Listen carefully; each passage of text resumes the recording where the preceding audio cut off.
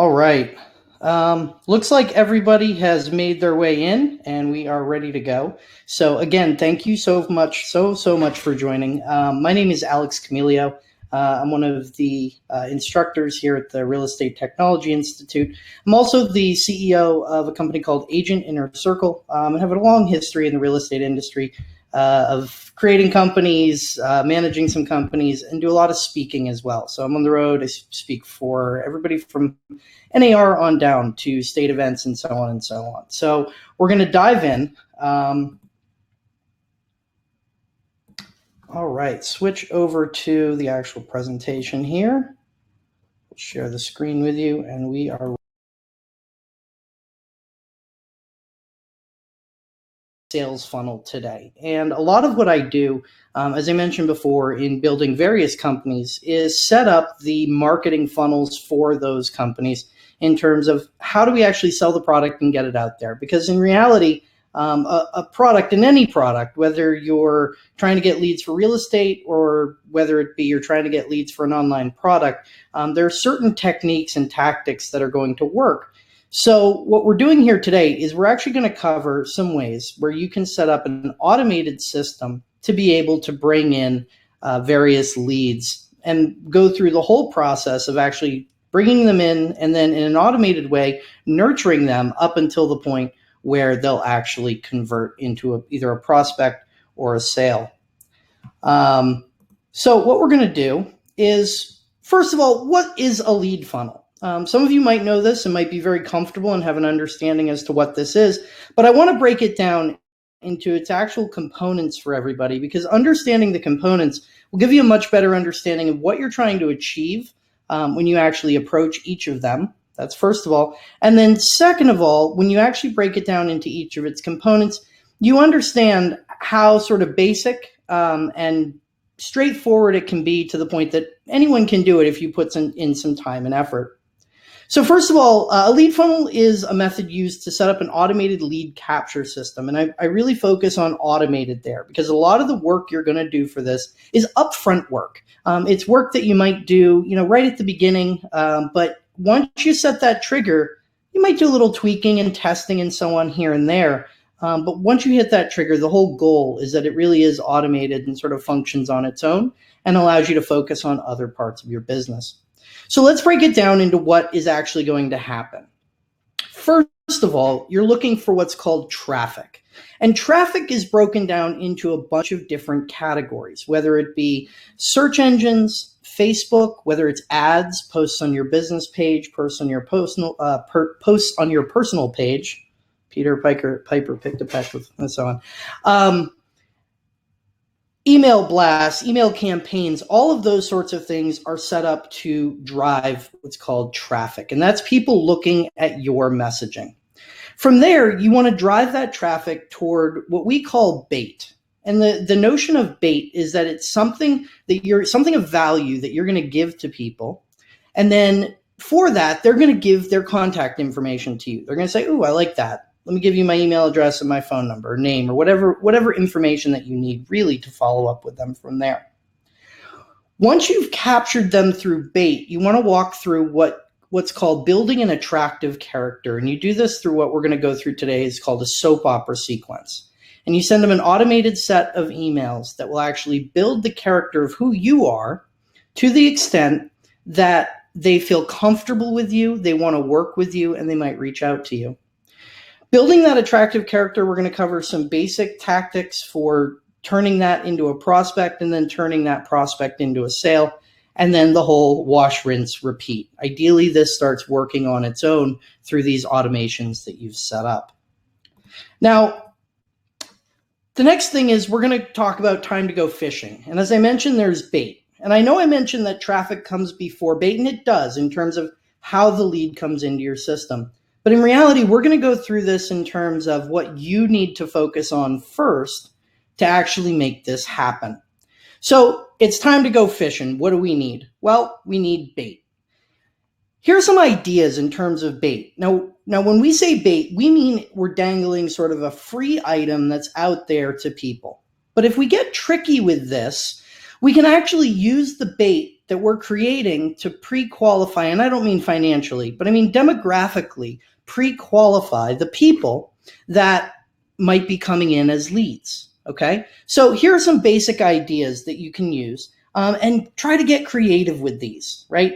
If you have any ideas that you want to throw into the chat, feel free. I'll be monitoring that as we go along. If you have questions, same sort of thing. We're also going to address questions at the end, so I might save some of them for the end, but I want some input from everybody here, okay?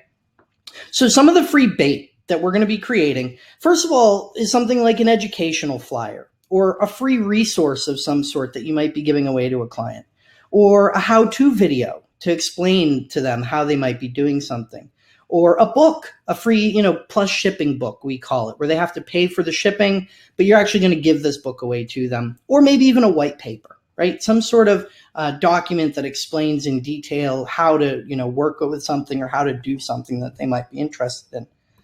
Now let's dive a little deeper into some concepts that you can use to both bring in folks as well as pre-qualify those folks.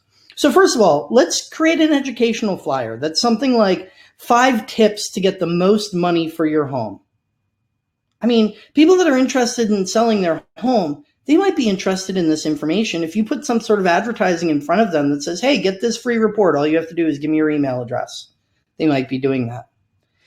Something else, the 8 things everyone must know before buying a home, right? What you'll notice here, though, is I'm already starting to pre-qualify the people through the types of articles that I'm putting out.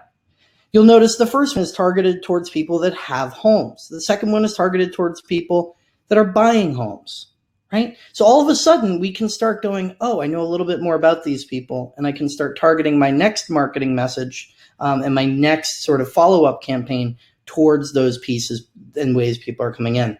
Now, honestly, you're going to know your demographic better than I ever will.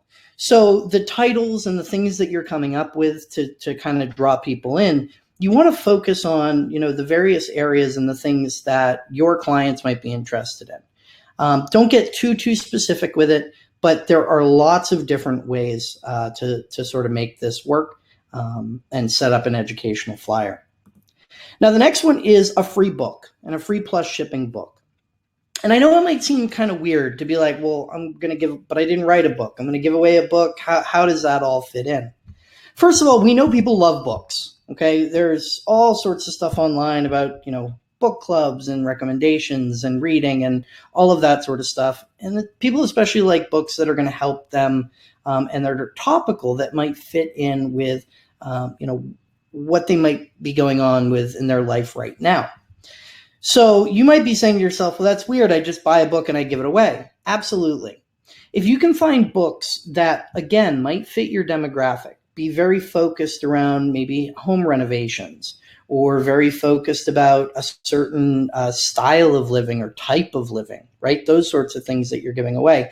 You're pre-qualifying folks, but let's keep in mind, how much money does each deal make you in terms of the amount of marketing dollars that you have to put in to something like this? And we'll talk about it as we go here, but spending the money to buy a bulk set of books that people are actually going to give up their contact information for, and might be things where folks not only give up that contact information, but are telling you something about their lives by actually, interacting and giving you that information. Those are the absolute keys to go with.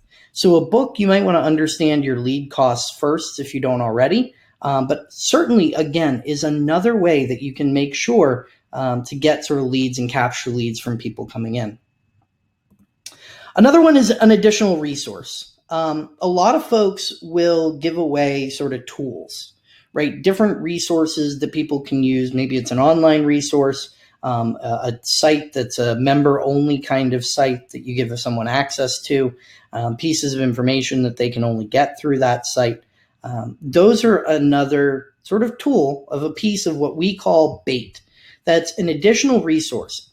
All we're doing here is we're basically saying, I want to give you a lot of value. Hey, would you give me your information, your contact information to do so? That's really what bait boils down to. I hope I've given you some good ideas. in terms of drawing people in and some examples of things you can use. But again, it really is about getting creative, understanding your local market, and going after people with those sorts of pieces of bait. Now, next, now that we have an understanding of the bait and what we're actually going to be driving people to, we go from there and we say, okay, now how do we drive traffic to that bait? Where do we draw people in? And as I mentioned, there's a whole slew of different places where you can bring in traffic, okay? It really sort of runs the gamut in terms of what are your capabilities for bringing in traffic to these pieces of bait. Sometimes it's running Google AdWords or Google advertising in general, and showing up in the correct searches where you're going to give away something right in the search results there. A lot of times it's Facebook ads or Instagram ads. We've had a lot of success with Facebook ads in the past, so that's actually one I'm going to cover in a lot of depth today. Any one of these sort of concepts of driving traffic, they could be covered in mass depth, right? People have full day classes on social media and full day classes. I teach a full day class on Google and all the Google environment and Google AdWords. So we can't go into a huge amount of depth, but the one that I tend to use, and I think because it allows you to do so much demographic targeting, is Facebook ads. They're really incredible in terms of how you're able to target folks by certain demographics to then get them to interact with the bait and then learn even more about them. But as I said, you can be successful with any one of these. So we're going to cover Facebook ads, but you can post to your personal page or your business page, internet searches, email campaigns, print advertising.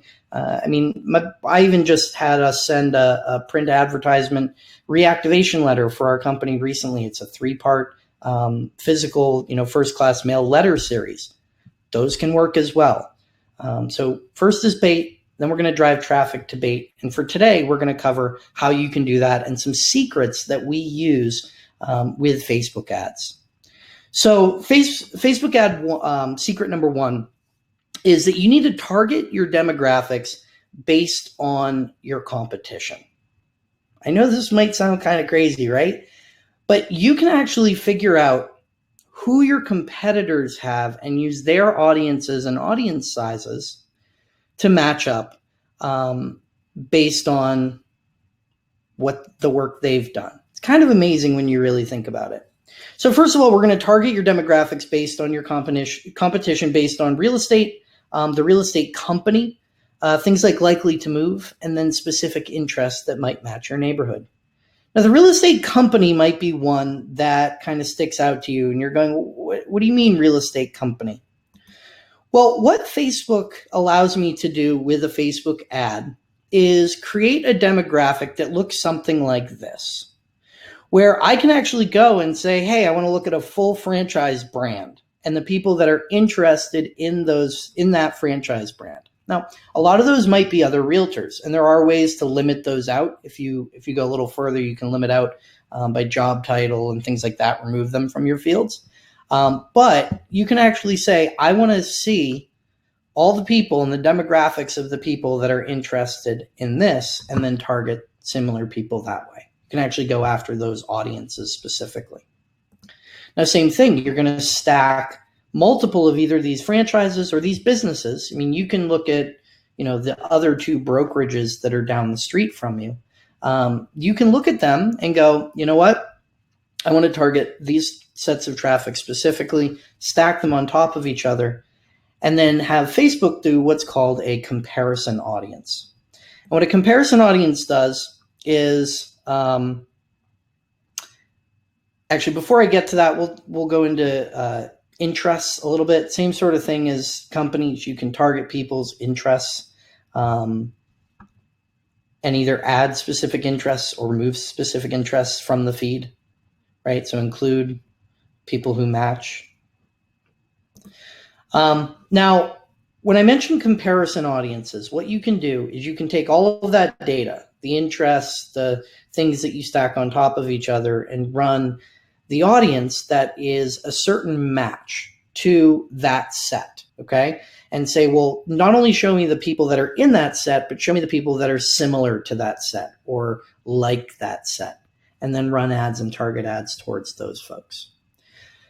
Now, based on where you're targeting those ads, you then need to narrow your advertising copy.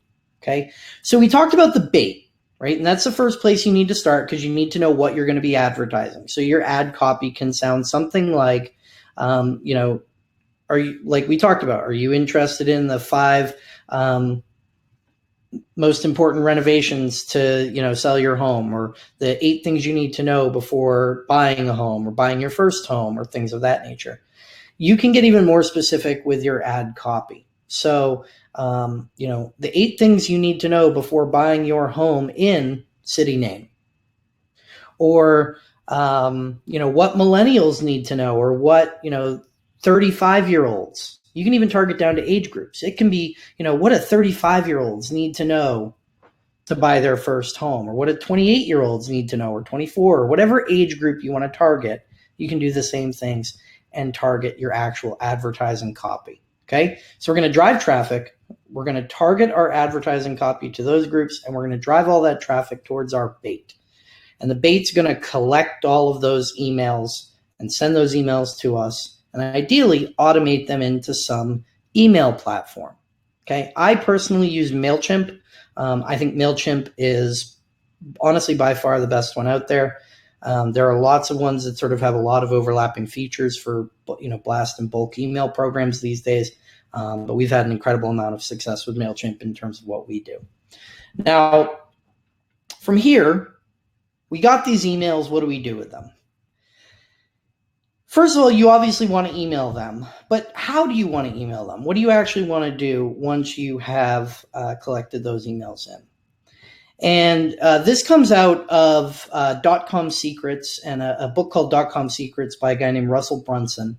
I would definitely check them out. They're kind of masters of this whole funnel sequence. But in essence, what you end up doing is once you get those emails in, you want to start with what we call a soap opera sequence. You want to start by telling them a story and building what's called your attractive character. Now, I know we all have lovely, attractive characters, but really what you want to do here is sort of show them, tell them who you are, explain, your background and a little bit about you. And it's very, in sales letters, they used to call it a Seinfeld sequence because it's about nothing. It's kind of a joke about a sequence that's, TV show about nothing. It's very similar in that way. You're not trying to sell them. You're not trying to, really go overboard that way. What you're trying to do essentially is say, hey, I'm a trustworthy person. I'm somebody you want to work with. Let's connect on a personal level. Let's connect on a personal basis. Now, how you do that is set up through a basic structure. You first set the stage. You then go into what's called high drama and a backstory. You then break into either what's called the epiphany or the one thing. Then you tell them about some hidden benefits of what's ever going on. And then you provide some sort of urgency for them to sort of contact you in the near future. Now, the first 4 work incredibly well in real estate. The 5th, it's hit or miss. Depending on markets where you are, what you're doing, who you're targeting, you might want to be a little bit more urgent with some folks, or less urgent with others. But the whole key here is that you build your character. Now, you set the stage by sort of a quick overview of who you are. You tell a quick story. Hi, I'm so-and-so. I built this, I'm glad that you got this piece of information. I built this piece of information out for you because of X, Y, and Z. Over the next, 5 days or 8 days or however many days, I'm going to be sending you some extra information. Oh, by the way, I'm a realtor in this area with a family and enjoy these sorts of things. You really want to sort of create a story for them to relate to. Then you want to create some sort of high drama or backstory with an interesting thing, a captivating thing that they might relate to. You want to move on from that to the epiphany. Ideally, throughout your setting the stage and your backstory, the epiphany is sort of a I figured it out moment, right? I finally bought a home. Maybe you talk about your experience buying your first home. And maybe it was a difficult experience and you go through an email sequence telling them about, how difficult it was, but how you persevered and how great it was to work with a realtor. And, if you knew that sort of a thing. And then you hit the epiphany, which is, oh my God, working with, a professional realtor who does X, Y, and Z sorts of things was, the be all end all for me. And then you start closing. You start turning them into a prospect. Where it's, if you have questions, call me. If you, are interested in looking at homes, call me. And you start actually converting these people into prospects, into people that are really communicating with you about working together in some way, shape, or form. Okay? So it might seem very simple here. We're going to tell a story, we're going to build your character, and we're going to close the sale. Now, this sequence can be done. I've seen it go anywhere from a 5-day sequence to a 45-day sequence. We kind of sit in the middle. We use anywhere from 21 to 30-day sequences. And I know that might seem like a lot. You're getting a daily email to these people. It might be overwhelming. It's not. Trust me. Most of the time, people will sort of see some of them or see about 30, 40, 50%, but they would see that percentage whether you sent 1 or whether you sent 30. They absolutely would. So it's really, really critical to continue following up with these people for anywhere, like I said, from the 5 to the 45-day sequence, building that character and getting to that point where they're going to turn into a prospect. Now, for real estate, I would actually suggest being a little bit further along in that. It's one thing when you're trying to sell a, $100, $200, $500,000 product. It's another thing when someone's trusting a decision for hundreds of thousands of dollars, if not more, in your hands. So building that attractive character, building that comfort level with these folks is absolutely critical and something you should be doing over time. Now, I'm going to give you some automated email tricks that we use internally and have sort of come up with over the years of doing this or read about or seen things here and there that are, I would say, some of those tricks you don't learn the first time doing it unless you spend some really, really significant time working on, how to do this, you might not pick up. So the first one is, set up your automation to resend the same basic version of email 1 multiple times until they open it, and then trigger the rest of the automation. I know that might seem kind of ridiculous, right? But it's funny how well it works.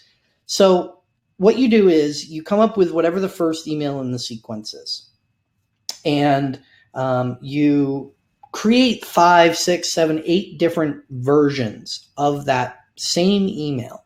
You reword it, you rework it a little bit, but basically it's the same email. It's a, hello, I'm so-and-so email consistently. You send it to them the first time.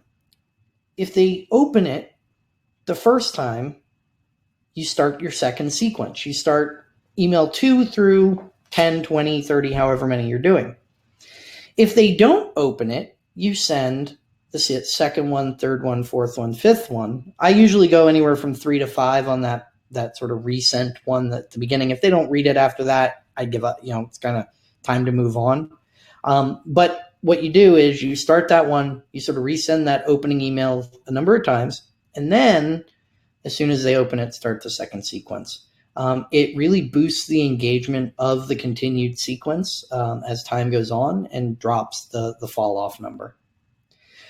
The second thing is we've talked about creating a long automated sequence that, sort of extends the existing high drama and epiphany and so on concept. Another thing that you can do is actually cycle the concept. So say you've come up with a really solid 10-day sequence or 15-day sequence.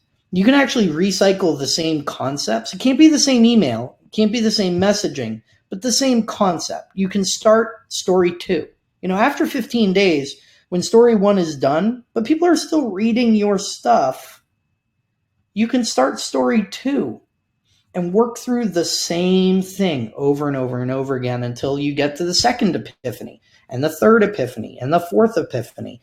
And all of a sudden, every time that you do that, you build your character and you make it more likely that someone's going to interact with you. Okay.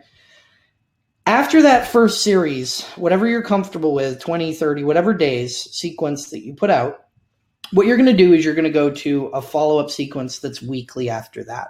Some sort of a checking in, okay? Because after that sequence is done, you don't necessarily need to be in their inbox every day. You're likely to get turned where they say, look, I don't need an email from someone I'm not going to contact for a year, but you need to check in, whether it be weekly, every 2 weeks. I wouldn't go any more than that, but a consistent check-in after those original emails. Okay, so that's our next sort of those next 3 tricks of how we do this. Now we have some more automated email tricks. Here are some things that you can work into these email sequences that make it such that they're more likely to get opened, people are more likely to follow along with them, and you're more likely to actually get a response and people interacting with you based on those. The first is promise other bait items in the email itself. So in that first welcome email, you want to say things like, hey, I'm going to be giving away, 2 movie tickets somewhere along this email for someone that answers a question, or I'm going to be giving away another report, or I'm going to be giving away a how-to video, or whatever it might be. Again, you go back to your bait. And at the beginning of the email sequence, you say, over the next 10 days, you're going to be getting this set of emails from me. Somewhere amongst that, I'm going to be giving away this other big thing. Maybe it's some really big thing. But again, another thing that gets people checking back in on those emails, reading your messaging over and over and over again. Okay. The next thing that you really want to do is you want to give them a reason to follow along, but also to move to other things. Okay, so you want to say, all right, I'm going to drive them towards Facebook, YouTube, Instagram, and more, LinkedIn, Twitter, wherever you have a following and you have a consistent set of people that are following you there, you want to drive them to those as well. Okay, so say you're doing a contest where, like we saw before, let's combine these two now. You have a bait item that you're going to be giving away, but that thing is going to be given away in a contest. Something we've done in the past that worked amazingly well is, let's say you're giving away something wild, an iPad or, a tablet of some sort, or, a year's subscription to something along those lines to get people. What you can say are things like, go like our page on Facebook, or go share this post, or go do things like that for an extra chance to win. And all of a sudden, now you're leveraging that bait item into other social shares, follows, views on videos, all of those sorts of things, simply by having that bait item that you're both going to get people to follow along as well as share more of your content. Then you're going to give them a reason to look for the next email, but beyond just promising bait items. This really comes to a level of what's called direct response copywriting. Okay, so, and I don't mean copyright like, legal term. I mean actually writing copy. There's a study of what's called direct response marketing, and if you haven't really looked into it, I would when you're getting into a topic like this. And the reason being is the direct response marketing uses specific what's called neuro-linguistic programming triggers to get people to interact with content and to actually interact with the things that you've written. So for example, when you're telling your story, you know how soap operas sort of leave the story on a cliffhanger and you got to pick up next week for the next one? Why don't you do the same thing? It's the same concept. You want to leave people on cliffhangers. You want to highlight or bold specific text. Some things you might find, and I found wild when I really first started getting into this, were things like ellipses versus periods. Writing copy with a bunch of ellipses might look a little different, might not look right to some of us. But psychologically, an ellipse doesn't actually end a sentence, and people don't perceive it as a break point in writing. So they're more likely to continue reading. Now, you can't go overboard and use them all over the place, but it's very interesting to really understand the psychology of how people perceive the writing and the advertising messages that we're putting out. Now, let's take that perception into into account here. Okay. So that being said, use emojis in subject lines. I know this might sound wild, but it's sort of about being where everyone else isn't. We've seen that consistently using emojis in subject lines as well as social media posts have actually driven up engagement in certain ways. So not only that, we've actually seen some cases where they'll be more likely to show up in people's inboxes. That one, here nor there, it's kind of like SEO in terms of showing up in an inbox. But we've definitely seen higher open rates and interaction rates on very quality lists that we already have. So we've covered some of these sort of email and automated email tricks where we're learning how to convert, capture, and get people to interact with what we're doing. Now, once we've done that, and one thing that we need to understand and do throughout all of this is tracking. I say track everything, because to understand your cost per lead, cost per prospect, and cost per customer, you must track everything really, really effectively. Now, some of the items that we set up to do the tracking right off the bat is, first of all, we hook up Google Analytics. Google Analytics is an absolutely incredible and free tracking service that you can hook into pretty much any website or online campaign in terms of tracking data that way. So absolutely install that into your websites, get that running, and track things accordingly there. The next thing that you need to do is set up and if you're going to be doing any sort of Facebook advertising or even some posting through your business page, you want to set up the Facebook Pixel. The Facebook Pixel allows both Facebook as well as you to track leads and lead conversion from online right through onto your site. If you don't have that set up, I would absolutely do so. But if you are going to implement a lot of this stuff, it's something that's very, very necessary to really start understanding your costs per lead. The next one is your email campaign links. Now, technically, these are links that you use anywhere. Google Analytics has what they call campaigns, and usually they use these for Google AdWords so that they know where specific links come from. But you can use these for any links that you put out via email or in other pieces of media as well. So if you go to Google AdWords campaign link, just search that on Google, or UTM campaign. Again, search that on Google. There'll be tools that are there to help you set up those links and track them directly through into Google Analytics. The last one, and the one I would also set up, is something called Hotjar. Hotjar, and this is, I say, if you want to get fancy with it. It's a little bit expensive in terms of tracking a website. So, keep that in mind. I believe it's $79 or $80 a month, something like that, for the base, business package to track a site. But it allows you to do things that a lot of the other tracking platforms don't. One of the things that it allows you to do is actually get videos of each specific person's navigation through your site, where their mouse moved, where it hovered over, what pages they clicked through, whether they're on mobile or desktop. And actually, it'll give you a video at the end that shows their entire experience of moving through your site. It's kind of wild. The other thing it'll do is provide heat maps on the site as well. So you can see heat maps of where lots of people's mouses were hovering, or things where they clicked in, or click points or click away points, or things of that nature via heat maps to get a really, sort of more in-depth understanding of how the site is working and how the site is converting for that site that you're bringing in. Now, again, we could go through a full day course on tracking and Google Analytics and Facebook Pixel and Hotjar and all that sort of stuff. But at the end of the day, these are the basic core items that you need to set up in terms of running a sales funnel.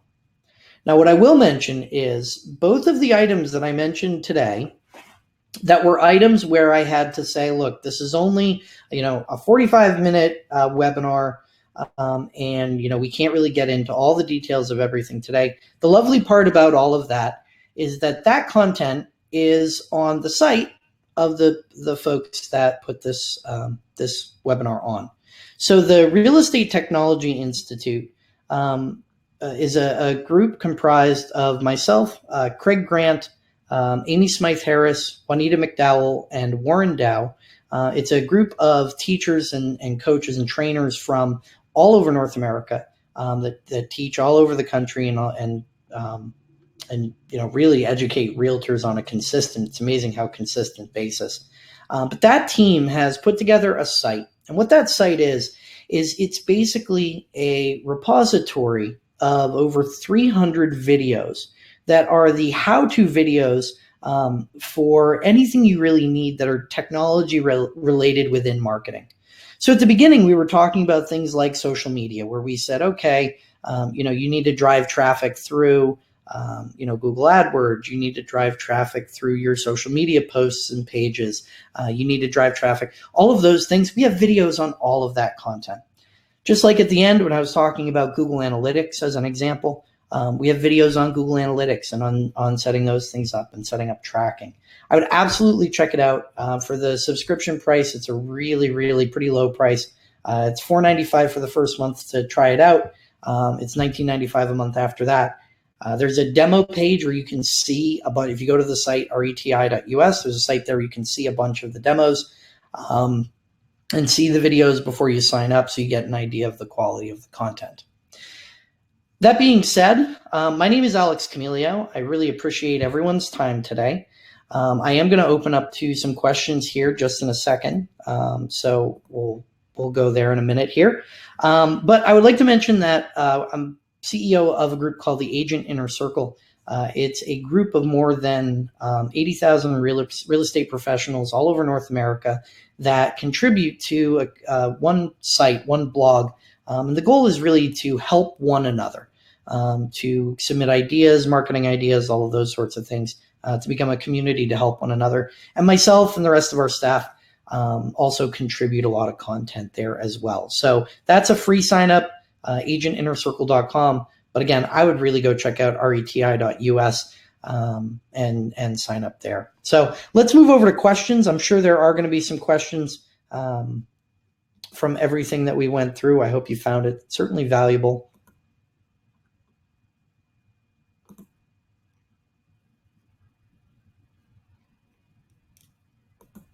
All right. Looks like someone's typing in here.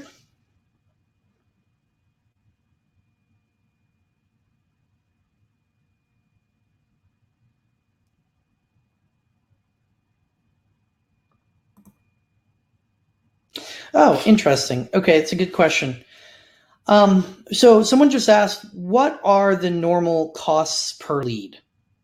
And it's a great question. I wish I had a really fantastic answer, which here's what I would say. The cost of a lead really comes down to how specific you're getting within your demographics and you're targeting that way.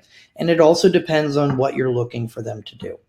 So, for example, if you're looking for page likes as the end goal of a Facebook ad, that's going to be a different cost than if you're looking for a click. If you set up the Google Pixel, you can actually go right through and track through to lead capture and lead conversion that way. So again, you can, based on the demographic and based on what you're actually trying to advertise, folks will, the price will vary.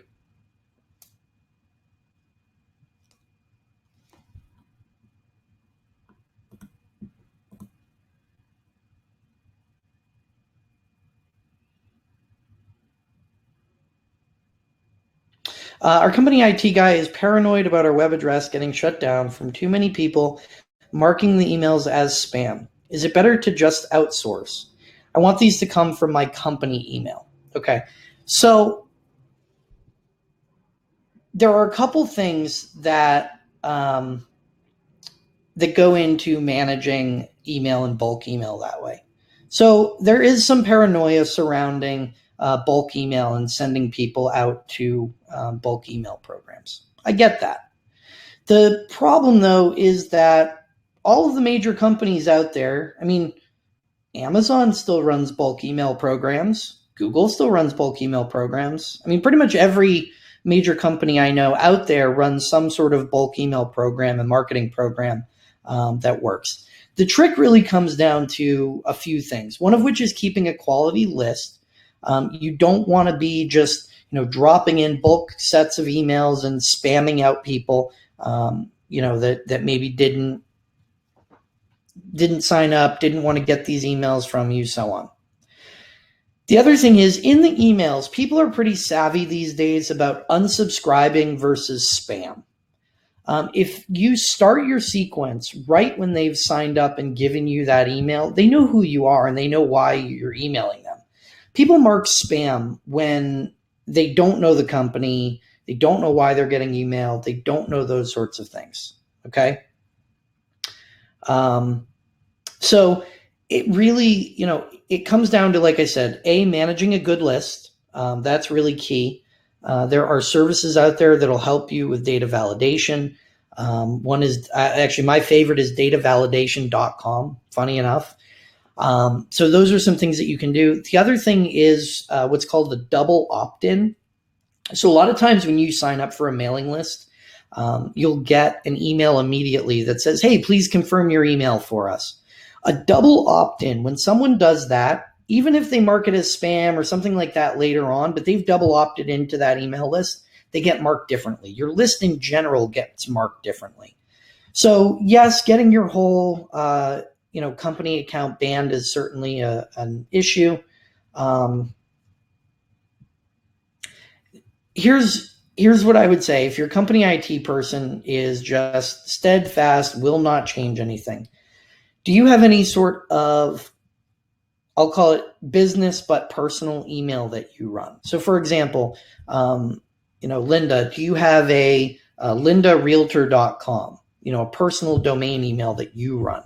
If so, I would send it through that, because a lot of times you can make those forward and the reply emails go back into your business account, but where it's actually coming from is your own personal domain. I would move towards something like that if that IT person is just totally steadfast. In reality, though, your company should be managing a bulk marketing program, bulk email marketing program. Next question is from Ruth. Ruth says, for free books, how do you handle the shipping fee? PayPal? PayPal is certainly one of the ways to do that. There are a number of things out there that you can set up, whether it be through your website or other lead capture programs that will automatically do that. So one of them that we use is a system called ClickFunnels. That's actually Russell Brunson's company, the guy I mentioned before. ClickFunnels is a great sort of lead capture, and then also you can integrate Stripe payment system directly into that. If you have a WordPress site, again, you usually can integrate certain PayPal or Stripe integrations directly in there. Those are certainly ways to do it. Absolutely. All right. Let's see if there are any other questions here.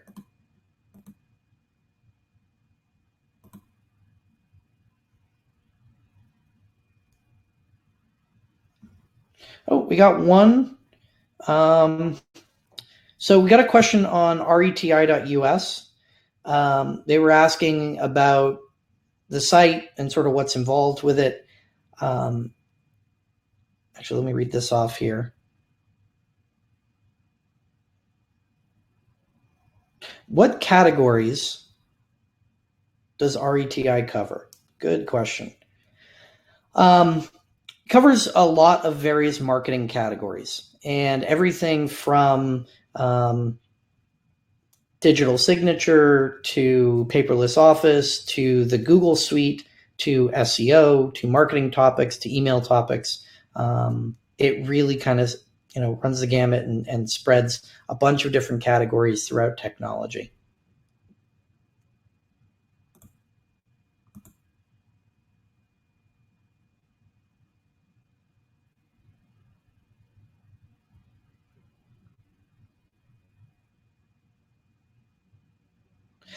We had another question here. Someone says, we mentioned earlier that posting from a personal page, but shouldn't you not post business stuff? So technically, by Facebook's terms of service, you're not supposed to directly promote your business via your personal page. However, if you're celebrating a milestone at your business, oftentimes that's also a milestone in your life. You don't have to say, hey, sign up with me or sell a home with me or buy a home with me. You can say, hey, look at this milestone we achieved. So there's a lot of ways where you can work business style posts into your day-to-day items. All right. Well, unless we have any other questions here, I'm going to wait for just another minute or two here, see if we have any other questions come in. If not, we will close it on down.